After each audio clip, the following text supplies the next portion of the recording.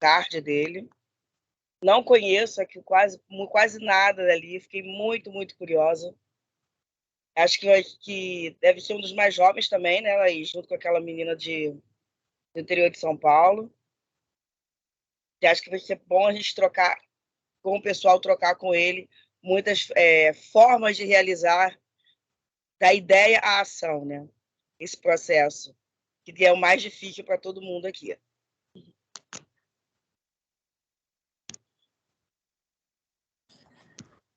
Oi, gente, tudo bem? Bom dia para vocês. Vocês estão me ouvindo? Tudo certo? Por enquanto. Beleza. Se o áudio não ficar bom ou estiver dando muito eco, me avisem que eu coloco um fone. Eu estava tentando conectar aqui no tablet para ficar vendo vocês também. Mas, enfim. Adorei esse negócio do estamos te ouvindo. Mas, gente, bom dia para todos vocês. Meu nome é Vini Machado, eu tenho 25 anos, professor de Geografia formado ali pela Universidade de Brasília. Trabalho com sala de aula há bastante tempo já e me envolvo também com organizações sociais. Atualmente, como trabalho assim, né, remunerado, eu estou no Mapa Educação, eu sou analista de engajamento por lá, mas também faço trabalho voluntário em outras organizações, como a Politize e também a Brasil Cursinhos. Eu sou um cara apaixonado por educação e sou apaixonado por possibilidade de transformação. Eu não sei se vocês conhecem, mas a gente tem no Brasil o Atlas da Juventude, que é um documento muito extenso sobre mobilização, sobre juventude e sobre o que a gente tem feito como jovens, né? Aí em todo o país.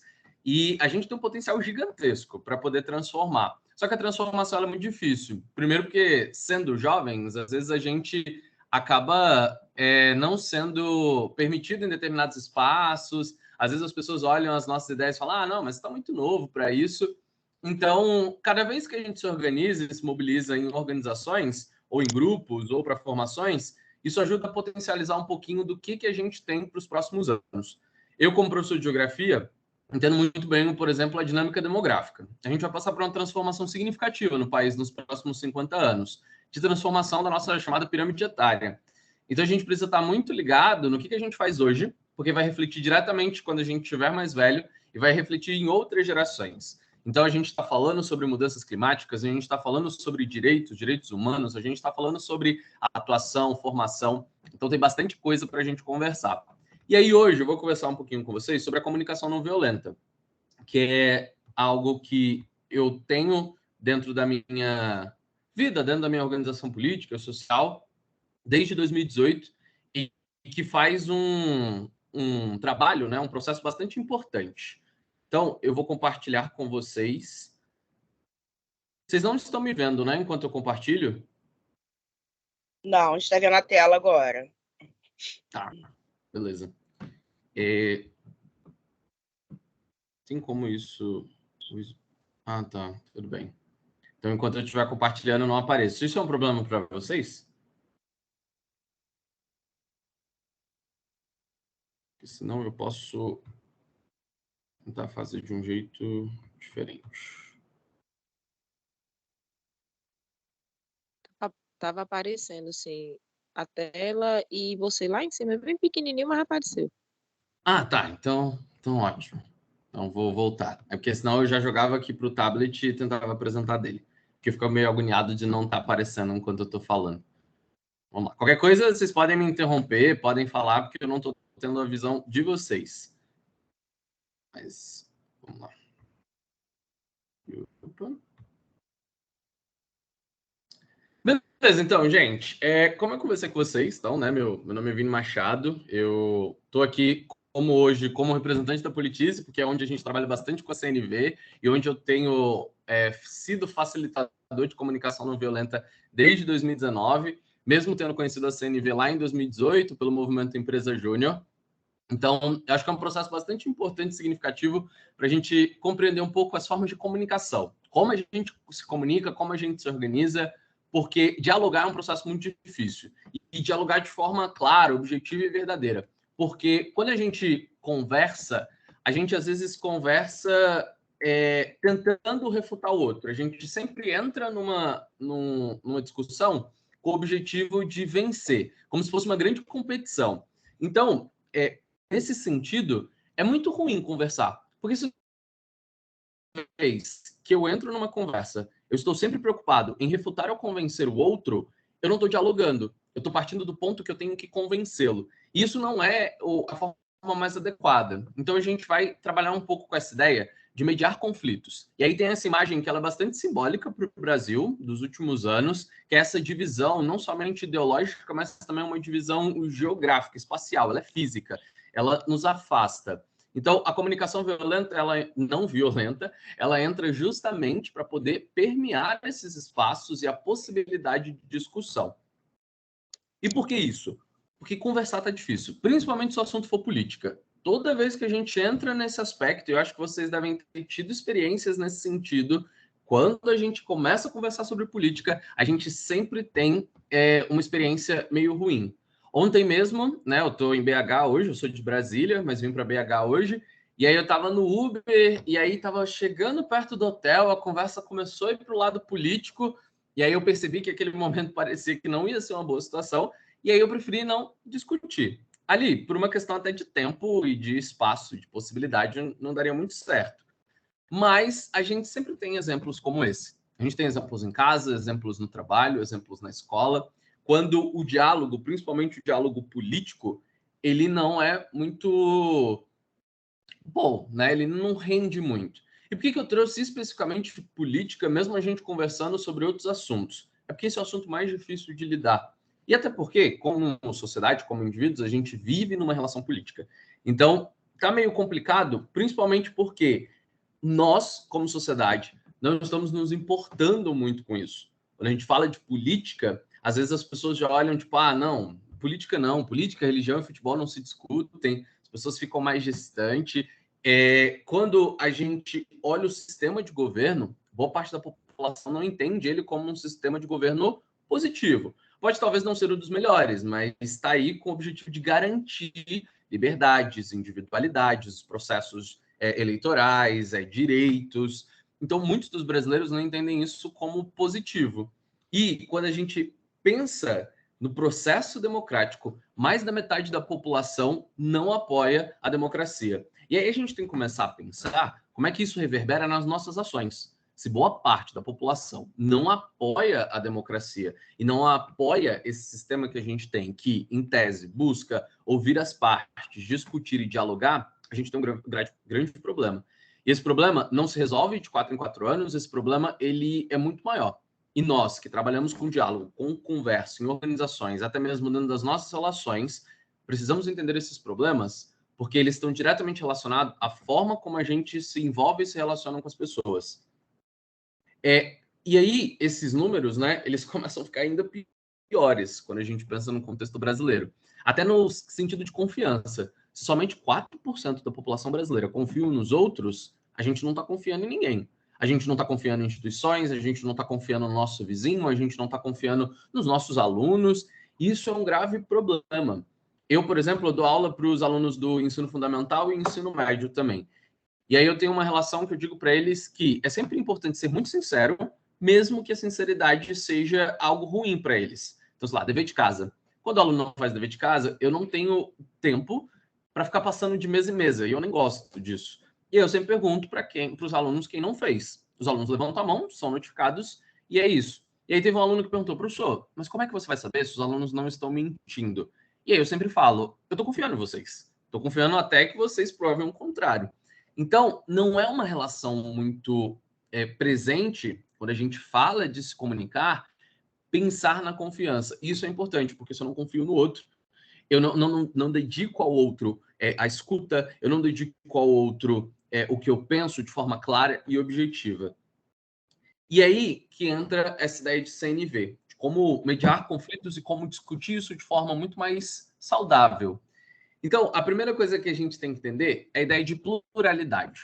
Nós vivemos num Brasil de mais de 213 milhões de habitantes. O censo está rolando aí, a gente deve ter, para o final do ano que vem, algumas informações importantes. Esse número deve ser maior. A expectativa é que o Brasil chegue lá em 2045 a 235 milhões de habitantes. É muita gente. E depois a gente entra no processo de declínio da nossa população. Se eu tenho um país tão grande, não só no sentido de população, mas também de diversidade regional, de geografia, né, de espacialidade, as pessoas, elas têm pensamentos diferentes. Se eu não entendo isso, eu não consigo dialogar. Porque se eu parto, né, sempre da minha premissa, da minha visão, daquilo que eu acredito, daquilo que eu entendo, o outro sempre vai pensar errado. Claro que a gente tem limites. Eu gosto de CNV, que a CNV não é porque a gente é obrigado a escutar as coisas. Não é que a gente é obrigado a se envolver em diálogos que não são bons para a gente, e muito menos com pessoas que não sabem dialogar. A CNV é para buscar diálogo com quem quer diálogo. Não adianta eu, como um homem preto e LGBT, querer conversar com alguém que entende a minha existência como um problema e como uma ameaça. Não é esse ambiente que a CNV estimula. Não é para eu sentar, sei lá, com pessoas que, dentro do ambiente de trabalho, acham que mulheres precisam receber menos ou nem devem ser contratadas porque elas podem engravidar a qualquer momento. Não é sobre isso, não é sobre discutir com essas pessoas. CNV é sobre dialogar com quem quer dialogar. Ah, Vini, mas aí então eu só vou conversar com quem sabe CNV? Não. Se eu sei CNV, eu posso tentar fazer daquela conversa, dessa comunicação, seguindo essas premissas que a gente vai entender, uma conversa mais saudável. Se eu vejo que o outro está aberto a essa possibilidade, é muito bom. Se eu vejo que ele não está aberto, a gente tenta estimular, a gente tenta construir isso. Se eu percebo que isso não funcionou, aí é só falar, meu querido, com licença, acho que não dá para a gente conversar.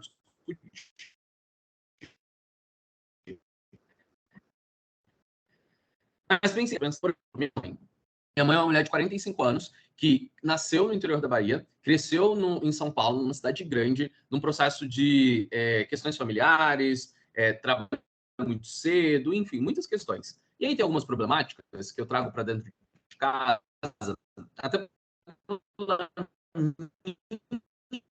que minha mãe demanda a entender que, por exemplo, acho que o assunto mais tenso que a gente teve foi sobre transexualidade. Para eu tentar explicar para ela foi um processo. E foi um processo dessa, de entender que o caminho que ela veio, aquilo não fazia sentido para ela e ela não entendia aquilo de uma forma muito positiva. Já a partir da minha experiência, do meu contexto, da minha vivência, eu entendi isso de outra forma. Então, é importante que eu entenda de onde ela veio para eu entender como o que eu penso atinge ela. Então, dentro dessa essa é a nossa primeira premissa. A ideia de, eu tenho que entender de onde você veio para eu entender como faz sentido essas questões. Então, tem uma fala que eu acho ela muito problemática em muitos sentidos, que é quando a gente estabelece aquela ideia do pobre de direita. Tem muita gente que fala como se a pessoa que viesse da periferia não pudesse ter uma visão, principalmente dentro de uma estrutura capitalista e meritocrática, de crescimento econômico, a partir de uma ideia meu esforço e tal. Isso pode ser ruim em muitos sentidos, mas é muito complicado quando uma pessoa que está em outro ambiente invalida toda a vivência dessa pessoa para que ela entenda por que ela fala aquilo. Então, é sempre importante conversar. E aí, pergunta. Eu acho que CNV é sempre questionamento. A gente fala muito que CNV é escuta ativa, então eu escuto muito mais do que falo e escuto verdadeiramente. Então pergunta para a pessoa que você está se propondo a discutir. Pergunta o que ela acha.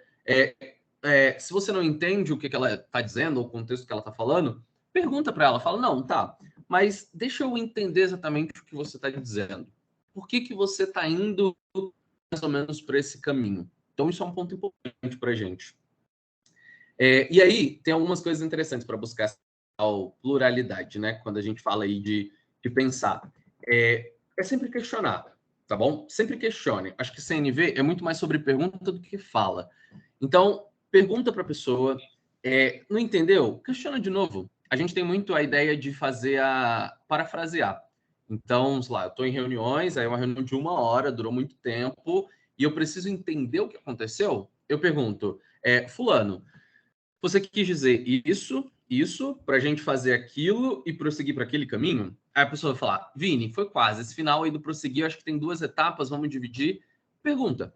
Porque aquilo que fica claro ajuda a gente a entender os caminhos que a gente pode seguir.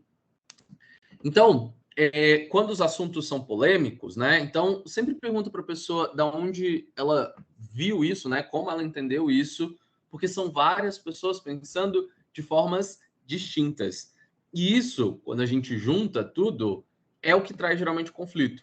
Porque as pessoas entendem que a visão delas é a visão mais válida, é a visão mais verdadeira. E aí, a partir da sua premissa, ela fala, não, eu te invalido porque o que você acabou de dizer não faz sentido. Então, conversar, dialogar, é buscar entender esses caminhos. Quais são esses passos que as pessoas dão até chegar no momento em que elas estão. Uma outra premissa é justamente entender que, por causa da pluralidade de pensamento de ideias, da origem das pessoas, elas acabam por pensar diferentes e às vezes de forma muito distinta. Mais de 8,5 milhões de quilômetros quadrados. Então, a gente tem diversidade.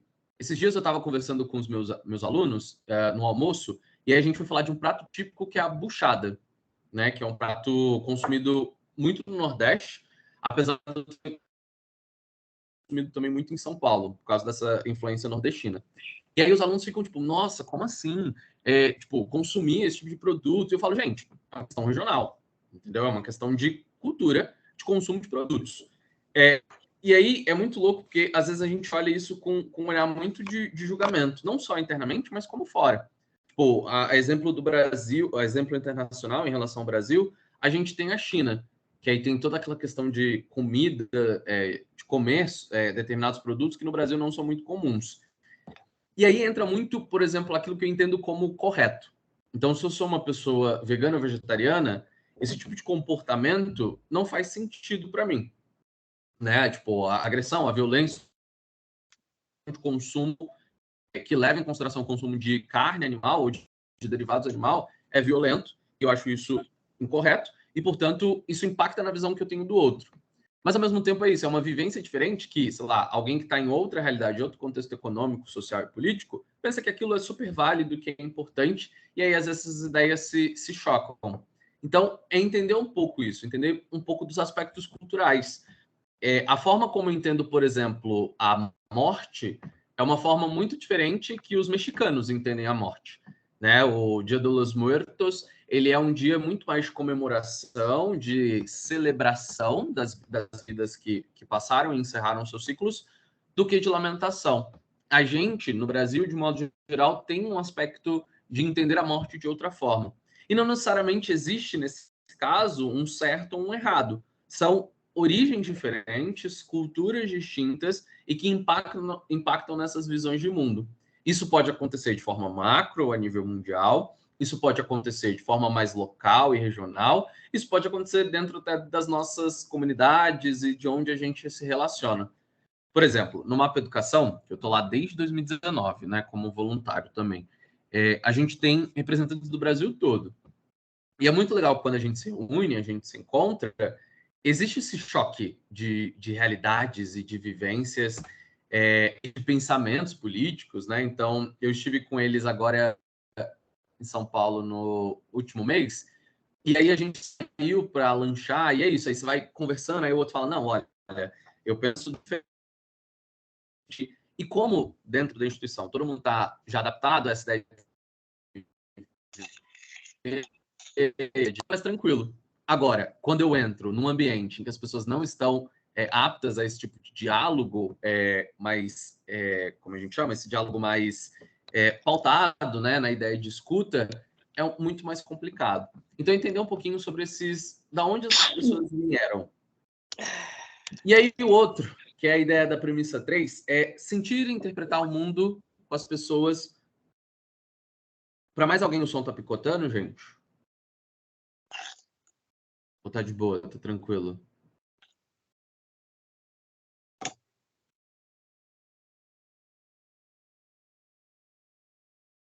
Tá, calma aí. Então eu vou trocar de rede.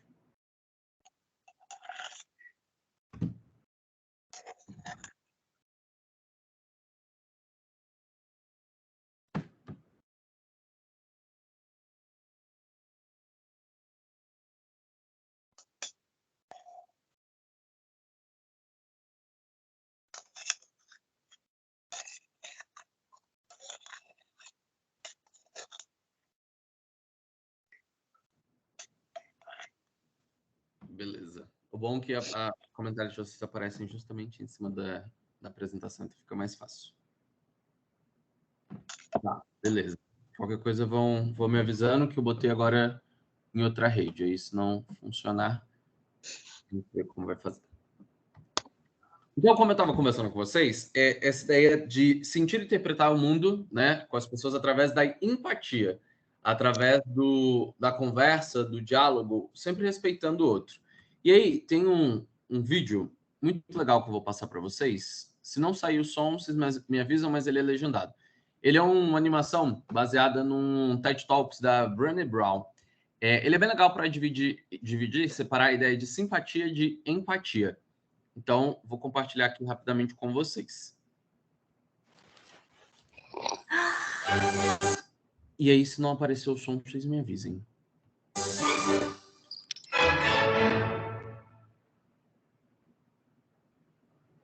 So what is empathy, and why is it very different than sympathy? Empathy fuels connection. Sympathy drives disconnection. Empathy, it's very interesting. Teresa Wiseman is a nursing scholar who studied professions, very diverse professions where empathy is relevant, and came up with 4 qualities of empathy.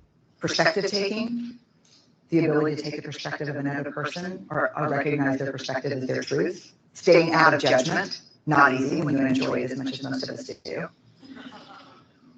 Recognizing emotion in other people and then communicating that.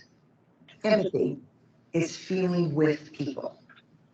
And to me, I always think of empathy as this kind of sacred space where someone's kind of in a deep hole and they shout out from the bottom and they say, I'm stuck, it's dark, I'm overwhelmed. And then we look and we say, hey, I'm down. I know what it's like down here, and you're not alone. Sympathy is, ooh, it's bad, huh? No. You want a sandwich? Empathy is a choice, and it's a vulnerable choice, because in order to connect with you, I have to connect with something in myself that knows that feeling. Rarely, if ever, does an empathic response begin with at least. I have it, yeah. And we do it all the time, because you know what? Someone just shared. We're trying to silver lining. I think that's a verb, but I'm using it as one. We're trying to put the silver lining around it. So I had a miscarriage. At least you know you can get pregnant. I think my marriage is falling apart. At least you have marriage. John's getting kicked out of school. At least Sarah is an A student. But one of the things we do sometimes in the face of very difficult conversations is we try to make things better. If I share something with you that's very difficult, I'd rather you say, I don't even know what to say right now, I'm just so glad you told me. Because the truth is, rarely can a response make something better. What makes something better is connection.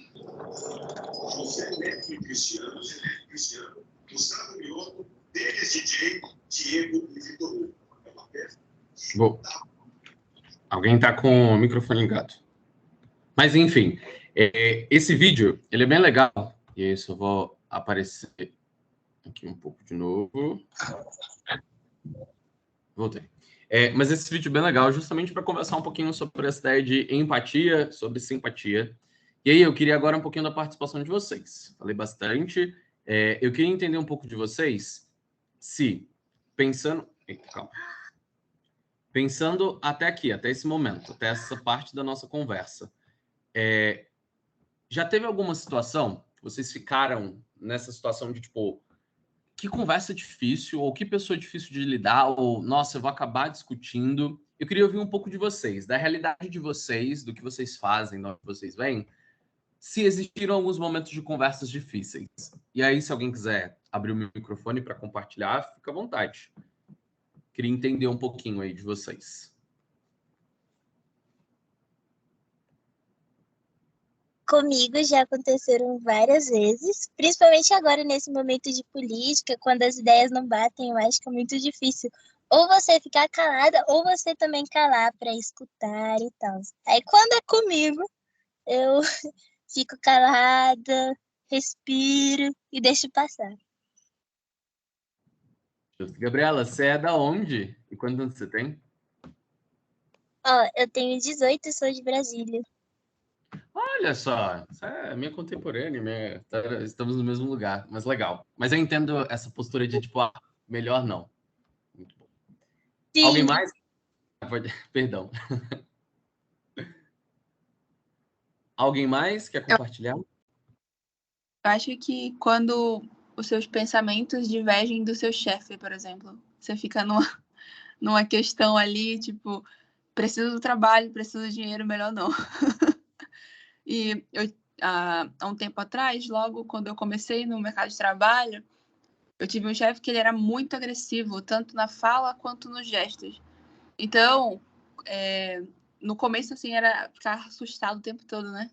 18 anos ali, ficava assustada. Porque batia na mesa, tipo, ele comunicava batendo na mesa, assim, né? E aí depois falaram que era o jeito dele, não sei o quê. Com o passar do tempo, a gente começa, teoricamente, né, entre aspas, entender. Mas para quem não conhece, era uma coisa bem diferente. De chefe é sempre muito complicada mesmo. Ontem eu estava no aeroporto para vir para cá e aí tinha um cara conversando ao telefone, falando relativamente alto, e ele tava tipo, sabe aquele chefe? Ah, não, tem que fazer o que for preciso, eu tô nem aí para quem vai esse. Aí falou um palavrão e eu fiquei, meu Deus, esse cara lidera um grupo, né? Imagina as pessoas que estão sendo lideradas, nem sei se líder é a palavra, mas isso é um problema. Problemático. Falando sobre o meu chefe, ele eu morava em Manaus, né? E aí ele era do Rio de Janeiro. Então, o palavreado dele era completamente, tipo, diferente do que a gente espera para uma pessoa que tá... Porque era muito xingamento. Tipo, a frase dele inteira, assim, era de xingamento. Depois de anos trabalhando ali, você consegue pegar o ritmo e tudo mais. Mas no começo, foi bem complicado. Assim, a carioca, tipo, da gema. E aí era legal de trabalhar com ele, assim. E é isso, né? Esse processo também de entender a origem das pessoas, isso, enfim, envolve muitas questões também. Mas cara, se comunicar é muito complexo mesmo. Acho que, pela minha experiência de professor, estar em sala de aula é muito louco, porque você tem 30 comunicações diferentes, 30 formas de comunicar. Então, tem alguns alunos que eu já tenho mais intimidade, outros menos, aí tem alunos que você tem um tipo de postura, outros que você tem que ir com cuidado, é muito louco isso. Então, se comunicar é muito complicado. Alguém mais quer compartilhar um pouco assim de uma experiência ou de conversas que geralmente acha difícil, que já teve, espaços, enfim, fique à vontade.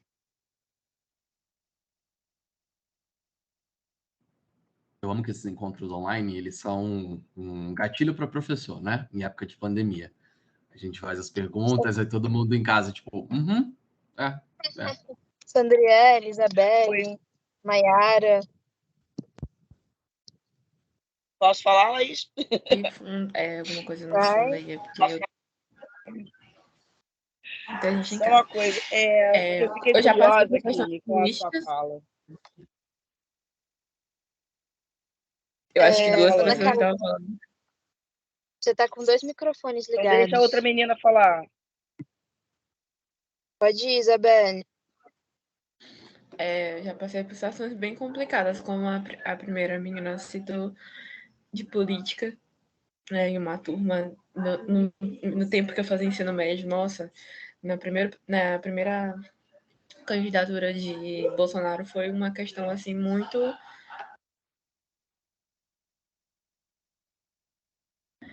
complicada. Só um instante. Tem gente chamando na porta. Coisas de casa. E aí foi muito... havia muita discussão. A turma era praticamente dividida, né? As pessoas ficavam de canto e realmente a turma era dividida entre direita e esquerda. Tinha uns grupinhos que ficavam... E aí, às vezes, os temas de sala de aula, principalmente na disciplina de história, geravam muitos debates, muita confusão. E aí, às vezes, era melhor se calar para não gerar mais confusão ainda. E tem a questão étnica também, que eu já presenciei em que uma vez uma menina, né, de pele branca se referiu a outra menina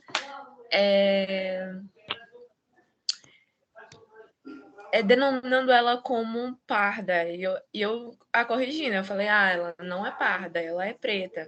E aí ela falou que ela estava usando aquele termo para não soar de forma agressiva, ofensiva. Aí eu falei, mas ser preto, ser chamado de preto não é ofensa. E ela ficou, tipo, muito constrangida com toda a situação.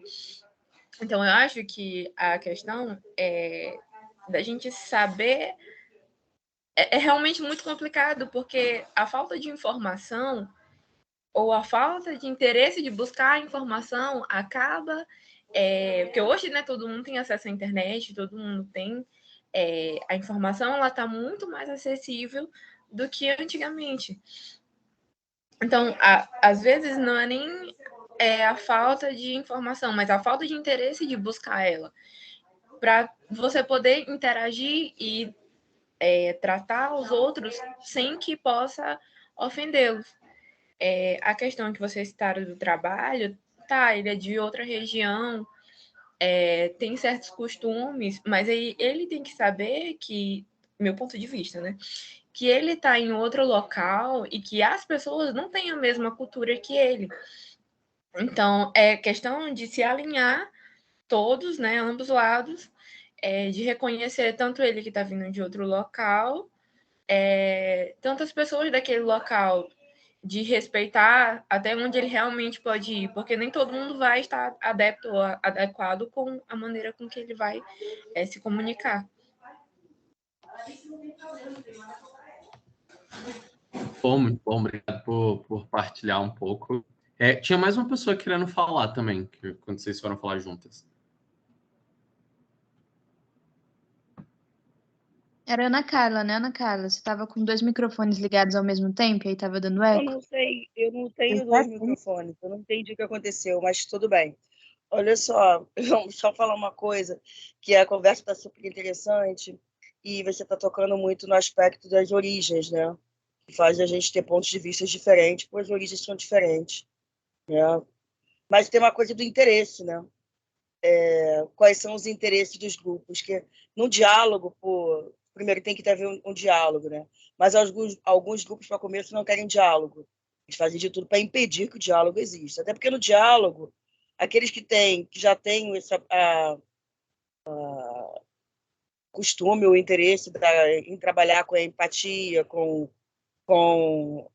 capacidade de transformação, de criação, sabem que o diálogo é uma força poderosíssima, né? E ele é fundamental. Diálogo, debate. Mas então o que acontece? Existem os grupos que impedem o diálogo, exatamente para impedir qualquer tipo de transformação, né? E aí você tem uma situação de quem adere ao quê? Que são por conta da origem, evidentemente, percepção de visão e vivência, e também por conta dos interesses finais, né? Isso realmente você, com toda a empatia do mundo, você não tem muita chance de entrar nessa seara. E é até perigoso, né?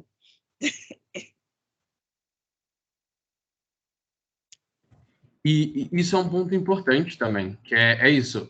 A gente tem que dialogar, e eu concordo, o diálogo é uma arma poderosíssima, mas tem gente que vai perceber, e tem gente que entende que o diálogo é importante, vai perceber que a gente quer dialogar e vai fazer de tudo para que a gente não consiga. O que eu sempre digo estejam no espaço que vocês estejam minimamente confortáveis. Porque eu lembro que quando eu aprendi CNV, muita gente saiu da conversa e falou, nossa, é isso, agora eu vou conversar com lado A, lado B. E eu ficava pensando assim, tipo, cara, tem gente que não quer dialogar, não vai dar. Em algum momento você vai estar lá, não, mas o que você quis dizer? E a pessoa vai gritar com você. Então, o que eu sempre repito, a comunicação não violenta não é para expor vocês em determinados ambientes. Tem lugares que a gente não vai conseguir conversar, principalmente sozinhos. Se alguns lugares, principalmente de disputas de poder e de relação de tensão, estejam sempre em grupo, porque discutir sozinho nesses ambientes é perigoso. principalmente no momento, e aí eu não sei qual é o limite que eu posso falar, e isso aí, se eu estiver falando muito, qualquer coisa, Laís me interrompa, mas principalmente no contexto político que nós estamos hoje. A gente está avançando para um nível de violência muito grande e que essas pessoas não estão dispostas a dialogar, principalmente pessoas que são mais radicais nesse nível de pensamento. Então, a gente tem percebido isso de forma muito expressiva pelo Brasil, pelo país todo, de pessoas que você está buscando dialogar e que a violência é a única solução. Então, isso é um grande problema, porque não é todo mundo que entende CNV e não é todo mundo que quer dialogar. Acho que é o que a Ana, né? Ana trouxe, é super importante também para a gente pensar. Mas por que eu perguntei sobre um pouco das experiências de vocês? E aí, gente, fiquem à vontade, que eu sei que vocês gostam de falar, para me interromper, para pontuar, comentem no chat, tá bom? Mas é um pouquinho para a gente entender que ponto a gente quer chegar, na verdade, né? Com essa ideia de CNV. Porque eu comentei muito pouco sobre origem, sobre da onde a gente parte, né? E agora a gente vai entender efetivamente qual é o ciclo da chamada comunicação não violenta. Primeiro ponto é essa ideia de empatia. Eu acho que de vocês que estão aqui, geralmente eu acho que isso é uma habilidade mais apta ao desenvolvimento. Então, é entender a perspectiva do outro, é tentar reconhecer as emoções e não julgar. Mas lembrando, empatia tem limite, tá bom? Tem um limite para a gente entender, principalmente quando a violência se torna uma arma contra a nossa empatia. Então, eu sempre falo isso porque eu não quero que ninguém tente usar a CNV para, sei lá, conversar com pessoas que fazem mal a gente. Então, eu não vou chegar para a CNV para conversar com uma pessoa homofóbica. Sei lá, se for alguma pessoa que tem um peso importante para mim, eu preciso desse diálogo, sei lá, pais, irmãos, aí eu preciso desse diálogo, que é um núcleo familiar ali. Agora, dependendo da situação, não se exponha a esse tipo de discussão, sabe? Porque é isso, mesmo eu entendendo a origem, entendendo o contexto, entendendo da onde a pessoa veio, esse tipo de ação dela impacta diretamente na minha existência. Então, isso é um ponto que a CNV não vai conseguir corrigir. E aí entramos nesse chamado ciclo da CNV. Como é que a gente entende esse diálogo que a gente vai promover? A ideia é sempre ouvir. E aí, fala de vó, né? A gente tem 2 ouvidos e uma boca porque a gente tem que escutar mais. Então, ouça. E aí, ouça de coração aberto. Porque eu tinha essa mania. Eu acho que todo mundo tem, assim, porque é o meio que a gente aprende. Ouvir a pessoa, e aí ela vai falando, aí você tá aqui, ó, já pensando no que você vai refutar dela. Você já tá pensando em como você vai construir um argumento contra o que ela acabou de falar. Então, é sempre bom buscar essa discussão, levando em consideração a escuta mesmo, escuta ativa. Eu ouço porque eu quero te ouvir, eu quero entender o seu ponto. Lá, aqui na Politize, a gente trabalha muito com essa ideia de que a democracia ela só vai funcionar se cada vez mais pessoas participarem do processo democrático. E participarem entendendo o que é democracia. E democracia é um pouco disso, de diálogo, de conversa. Então, se a gente não está disposto a ouvir, a gente não está disposto a entender. Então, esse é o primeiro ponto, ouçam. Ouçam com atenção. Perguntem. Por quê? Coisas que ficam subentendidas dão a margem de interpretação errada. Então, faça esse ciclo de, mas você está dizendo isso, vamos para isso, pergunta, sabe? Tipo, o que significa isso para você? Se tem um termo que você acha que tem variações de interpretações, questione. Então, ouça e pergunte. Sempre questione a pessoa. E aí entra a parte bem legal da CNV, que é a compreensão, que é aquela de indagar o outro. Você ouviu tudo que a pessoa disse, você tem as dúvidas ali, o que ficou à margem da interpretação, já questionado, agora você vai para o passo de compreender. Então, você vai entender o que a pessoa efetivamente quer dizer. Você pode parafrasear, então, tipo, você quis dizer isso, isso, isso, ou você pode perguntar mais, falar, não, mas calma, eu acho que eu não entendi muito bem isso, eu não entendi muito bem aquilo. Você quis dizer exatamente isso? Porque em discussões, em debates, a gente está sempre interpretando a partir do nosso ponto de vista. E às vezes não é o que a pessoa disse. Então, depois de ouvir, indagar e compreender, aí você vai levantar. Aí você toca a bola. Aí você apresenta o seu ponto de vista a partir do que a pessoa falou. E espera-se que a outra pessoa comece o ciclo dela também para te entender. Que ela passe a te ouvir, a te questionar, para te compreender melhor e depois argumente. Percebam que é um ciclo que parece muito burocrático, que parece muito limitador. Mas à medida que você vai conversando, você não precisa fazer passo a passo, você não precisa dividir em, vou ouvir primeiro, agora eu vou questionar, depois vou compreender. Isso vai, a partir do momento que você vai usando muito CNV, isso passa a ser parte da sua dinâmica. Então, você consegue realizar isso de uma forma mais clara. Eu, geralmente, quando eu estou, por exemplo, com os alunos, aí o aluno vai e responde uma questão na prova. E aí, prova discursiva. Ele vai lá e escreveu. Escreveu o argumento dele. Lá, no caso da prova, ela é escrita. Eu não posso ouvir e indagá-lo. Então, o que eu consigo trazer de CNV para esse contexto? Eu permito que meus alunos, em sala, depois de receberem a prova, questionem suas notas. E eles podem lá sentar do meu lado e falar, professor, eu discordo por isso, por isso, por isso. Ou, professor, mas eu quis dizer isso, isso, isso. Isso é uma forma de entender o que o meu aluno disse, tentar complementar o que ele acabou de dizer. Por quê? Se eu for só na minha perspectiva, eu não questionei, eu não ouvi, não indaguei, eu não sei exatamente o que ele quis dizer. Então, é um processo importante. Então, o ciclo da CNV, e aí depois eu compartilho esse material com a Laís, ela envia para vocês também terem, essa prática de sempre escutar, indagar, compreender e argumentar de forma clara, objetiva, entendendo o que o outro está dizendo. É sempre bom que, quando existem espaços aptos ao diálogo, a CNV é praticada de uma forma muito mais fácil.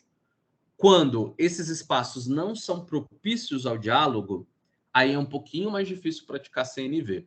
Então, minha dica é, se você está num ambiente em que você sabe que as pessoas estão dispostas ao diálogo, que elas estão dispostas a conversar, joga o ciclo da CNV aí, e vai, que vai dar muito certo.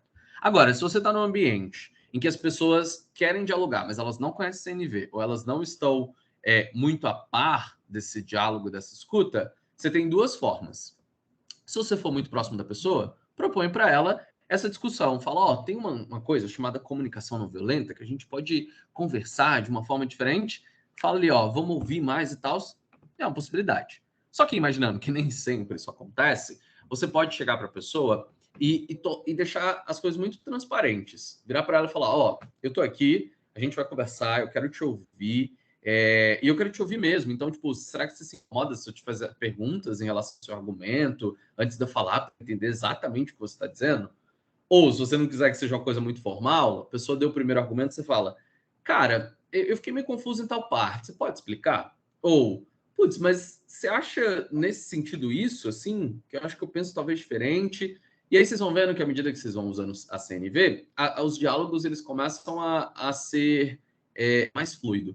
Uma coisa muito importante tomem cuidado na hora de dar juízo de valor a alguns comentários que são ditos, né? Fazer essa interpretação a partir da sua perspectiva. Ela deve ser feita, claro, porque da mesma forma que você não vai anular a percepção do outro,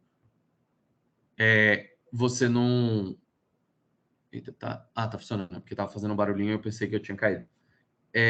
Mas você não vai anular a visão do outro também, nem a sua, mas sempre tome cuidado com esses julgamentos, esses prévios julgamentos que a gente acaba por fazer em determinados momentos, em determinados contextos.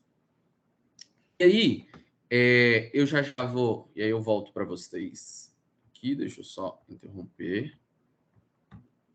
Aí eu volto para vocês, depois dessa dinâmica de conversas, né, de ciclo. Eu queria primeiro que, se alguém teve dúvida na dinâmica do ciclo, me mandasse pelo chat ou falasse no microfone. E outra, eu queria entender se, a partir dos exemplos que vocês trouxeram, se é possível praticar a CNV, a comunicação não violenta, nesses espaços que vocês comentaram.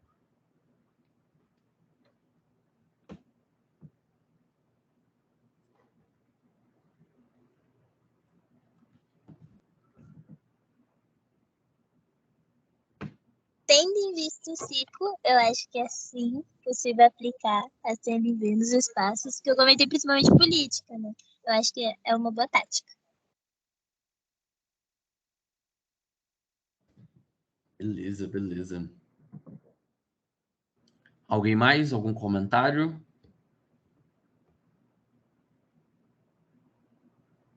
Tranquilo.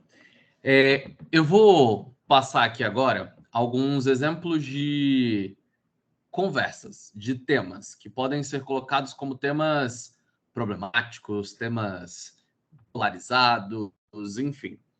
E aí, geralmente, quando são grupos muito heterogêneos, grupos diversos, a gente até dá uma treinada no ciclo da CNV, mas em grupos muito homogêneos fica meio complicado, porque as pessoas geralmente aí têm convergência de ideias. Mas algumas sugestões de temas que vocês podem até levar, sei lá, para casa, para começar a praticar um pouco de CNV. Às vezes, temas em roda de amigos, grupos. Um deles, por exemplo, é a questão de agrotóxicos na produção de alimentos. Isso é um tema, tipo, que, aí um parênteses, né? Minha opinião nesse momento. Eu não acho tão problemático assim. Eu acho que a gente tem saídas muito óbvias, mas é um tema problemático. E aí, fecha a minha opinião. Eu dou aula de geografia, né? E aí, enquanto vocês estão refletindo sobre esse tema, um exemplo. Eu dou aula para o 2º ano de uma escola em Brasília para classe média. Então, são alunos que têm recursos financeiros, majoritariamente alunos brancos, que viajam todo ano, alunos lá que fazem viagem internacional, enfim, uma realidade bem diferente de uma realidade mais de periferia. E aí, eu fui explicar agricultura. Meu papel como professor é gerar reflexão. Eu tenho as opiniões. E aí a gente fez várias discussões sobre agrotóxicos e eles acabaram gostando muito. E aí, no fim, quase 60% da turma permaneceu com a ideia de uso dos agrotóxicos e uso, inclusive, tipo, até aumentar, porque alguns alunos ali têm chácaras e usam, enfim. E eu fiquei, caraca, beleza, é uma visão, entendi o ponto de vista que eles levaram, mas é bem problemático isso daqui. Então, essa questão dos agrotóxicos é um tema que divide o Brasil. E o Brasil, lembrando, é um país que usa muitos agrotóxicos. A gente usa, inclusive, agrotóxicos que já perderam licença, não tiveram licença renovada em outros países, que o Brasil continua utilizando. Isso tem um impacto significativo para a nossa saúde. E aí, a Duli, acho que é assim que se pronuncia, ela disse que o tema no trabalho dela é bastante problemático. Cara, agrotóxicos é igual eu digo, na minha opinião, não deveria ser um assunto tão problemático, mas ainda é. Então, tema que pode ser levado para discussão. Pode falar, Duli. Desculpa. É porque eu falei que é muito problemático porque eu faço agronomia. E aí é um tema que gera muita discussão, principalmente nesse meio, né? Porque, por exemplo, eu vim fazer um intercâmbio agora num país que preza muito por tudo orgânico.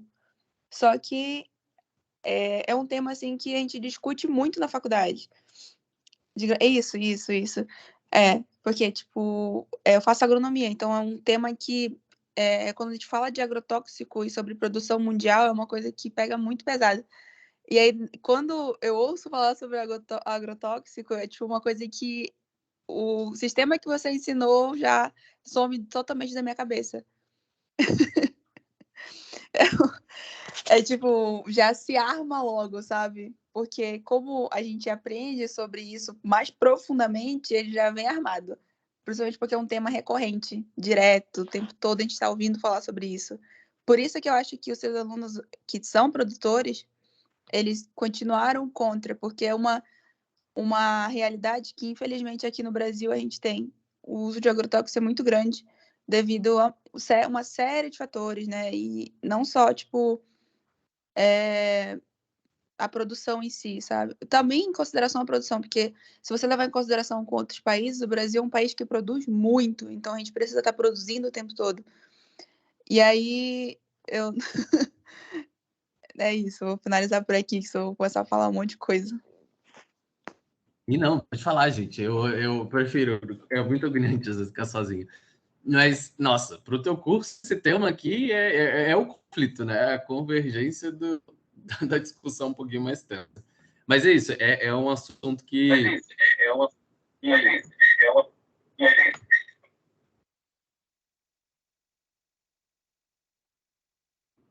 Deu microfonia, quem estava tentando falar.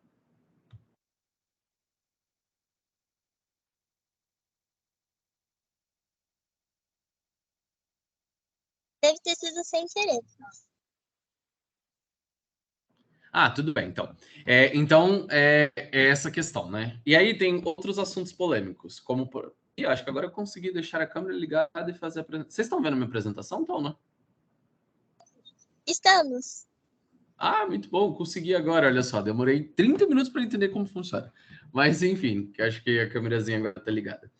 Outra coisa também, bastante emblemática, e principalmente na discussão ambiental, Belo Monte, né? A questão da construção da usina hidrelétrica de Belo Monte, que não é uma discussão nova, é uma discussão muito antiga, e que é isso. Aí, parênteses de novo, minha opinião, tem um impacto gigantesco na comunidade indígena local, comunidade dos ribeirinhos. A construção da usina não levou em consideração alguns aspectos de geração de energia em períodos de estiagem. Então, tem muitas coisas aí que são problemáticas e que são necessárias, ou melhor, eram necessárias terem sido discutidas e talvez não foram com base nessa ideia de um projeto de desenvolvimento econômico, enfim. Fecha parênteses aí da minha opinião. Então, é uma outra possibilidade de discussão, né? A produção de hidrelétricas. Hoje, no Brasil e no mundo, no Brasil, por causa do nosso potencial, se discute muito a construção de novas hidrelétricas, né? A população vai aumentar, como é que vai ficar essa situação da geração de energia. Nós estamos cada vez mais conectados. Tudo bem, Ana, acho que deu tudo certo. Então, por exemplo, quando eu estou conversando com vocês, eu estou com o celular carregando, eu estou com o notebook, e aí eu tenho outro equipamento eletrônico aqui. Então, cada vez mais a gente vai necessitar de energia e esses assuntos eles vão ser cada vez mais temas importantes e que também geram essa divergência. Outra coisa, programa de assistência social, né, que o antigo Bolsa Família, agora o Auxílio Brasil, que geram ainda muita discussão. Hoje, talvez menos. Eu não sei se vocês...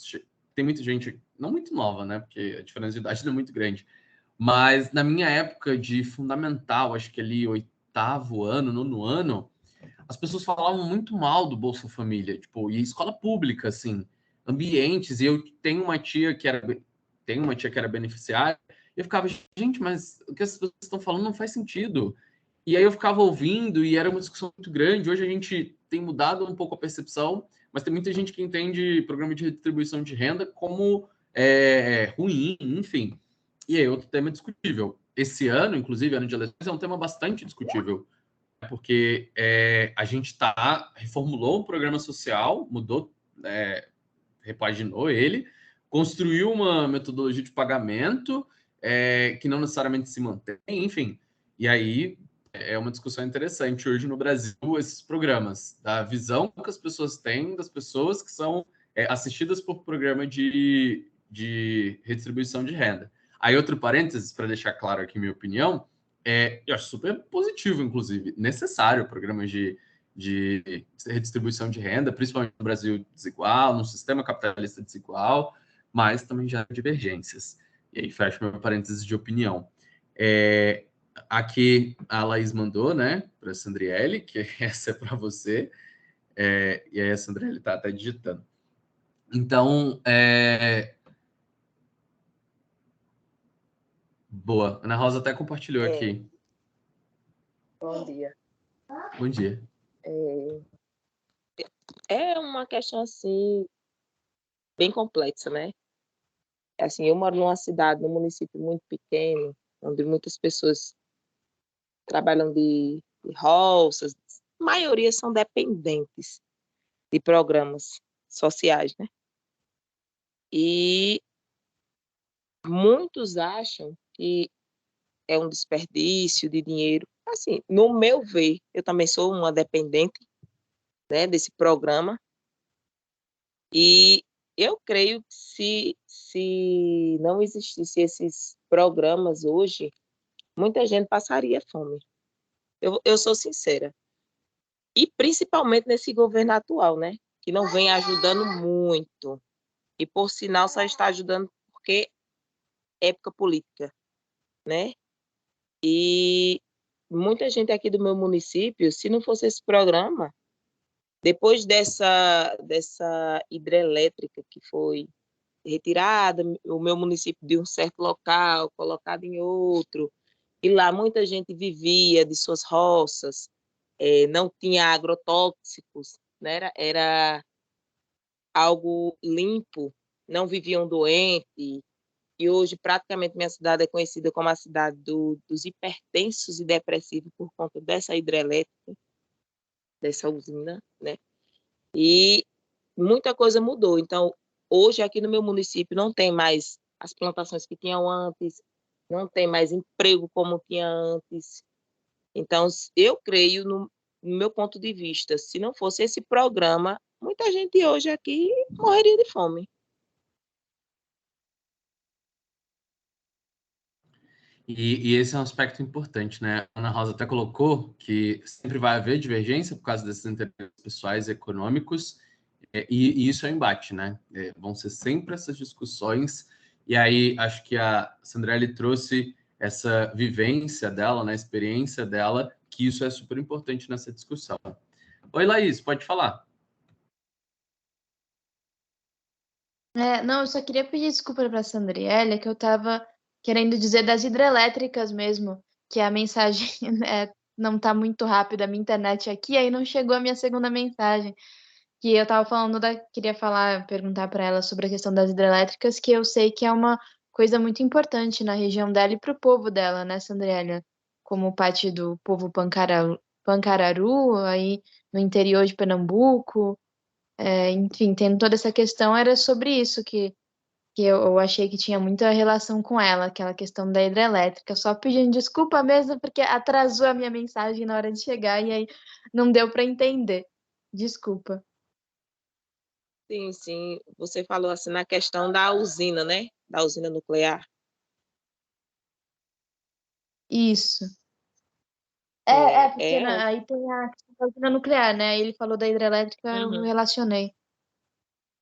Sim. Também é uma questão que também é complexa, né? Muita gente é a favor, outras não são a favor, isso prejudica o meio ambiente, prejudica a água, que eles são dependentes delas, né? Já é aqui no nosso município tem muitos casos de câncer, muitas doenças assim, causadas também, em parte, né? E assim, a gente dos povos indígenas, a gente luta contra, porque a gente sabe os malefícios que tem. Mas muita gente pensa assim no bolso, no rendimento que vai ter para o município, no investimento, no dinheiro, diga-se de passagem, né?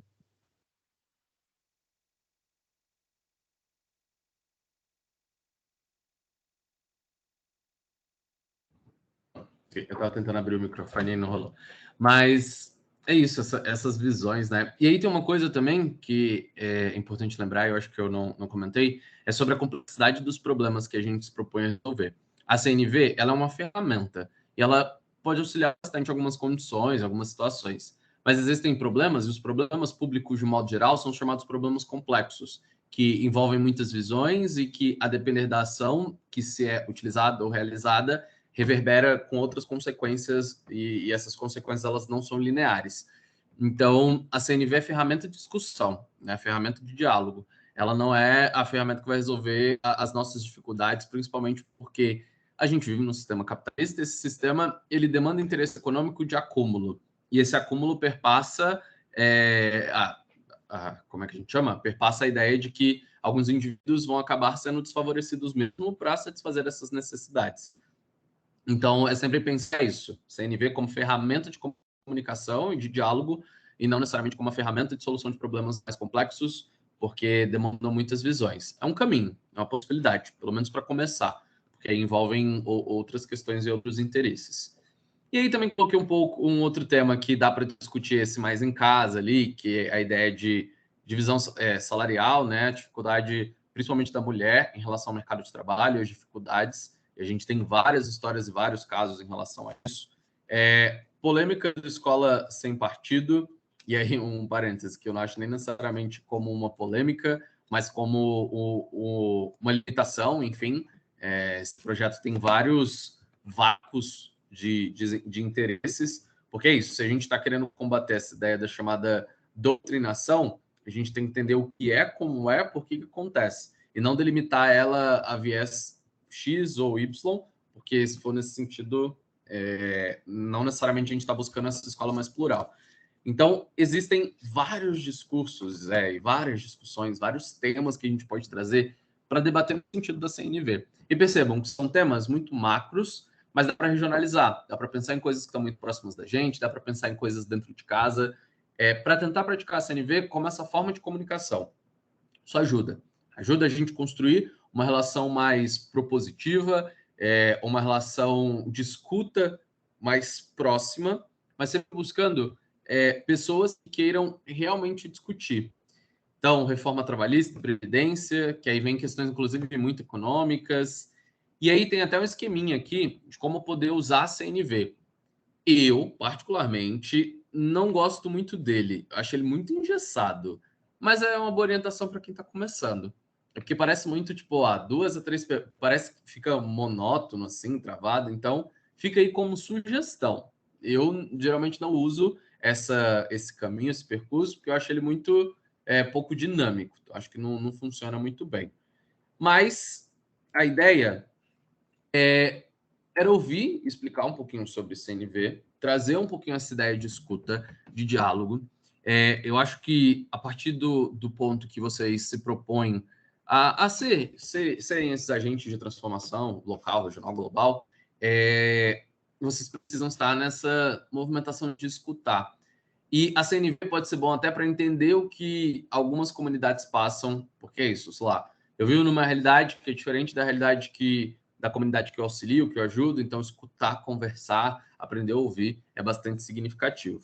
Então, minha dica como professor e como voluntário de muitas organizações e como jovem que acredita no potencial humano é conversem, escutem, ouçam histórias, estejam dispostos não a vencer diálogos e debates, mas a compreender um pouquinho mais do mundo, porque a gente precisa trabalhar em coletividade. Se for individual, a gente não transforma muita coisa, não. Em coletivo já está difícil, imagina individualmente. Acho que vocês estão dando o primeiro passo, que é estar organizado de forma coletiva. Mantenham-se assim, participem muito mais de outras ações, outras organizações. E acho que é um pouquinho disso que eu queria conversar um pouquinho com vocês. Alguém tem algum comentário? Quer questionar? Quer falar algo? Partilhar? Acho que deu para entender o que é a CNV. Às vezes eu fico sempre com essa relação de se foi muito claro ou fiquei prolixo. Não, deu super. Falou muito bem, muito obrigada. Ajudou bastante também a gente que está agora começando um trabalho em grupo e tal. Que bom, que bom. Inclusive, agradecer vocês falaram, é muito bom. Toda vez que a gente começa uma apresentação online, minha maior dificuldade e medo será que as pessoas vão conversar comigo?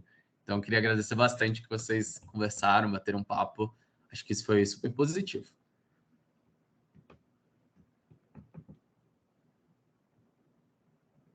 Show. Acho que é isso, Laís. Você está aqui com... ela voltou. Oi, gente. Não, Vini, eu só queria te agradecer mesmo. Foi muito boa a apresentação, sua apresentação. E, assim, é muito bom mesmo, porque normalmente a gente é um grupo relativamente pequeno em vários estados, né? Então, por exemplo, tem a Sandriane de Pernambuco, a Gabi, que é aqui de Brasília, a Mayara, que é aqui de Brasília. Então, tem a Isabelle, que é do Maranhão, né, Isabelle? Aí tem a Ana Carla, que é do Rio de Janeiro. Então, a gente é um grupo bem variado, assim, apesar de ser pequeno. E ao mesmo tempo, eu acho que a gente precisa muito disso, exatamente por a gente ser um grupo variado, sabe? Por estar em várias regiões e tal. Então, a gente realmente precisa dessa CNV. Então, foi muito importante essa formação para a gente. Obrigada.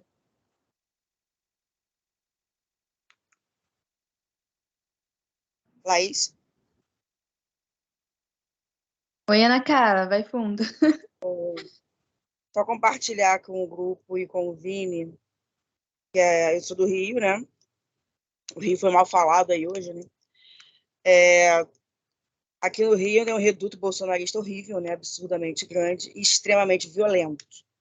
Violência não só verbal, começa todos os tipos de violência que você pode imaginar, simbólica, verbal e a violência mesmo de armas, né? Que é um valor em si para esse grupo.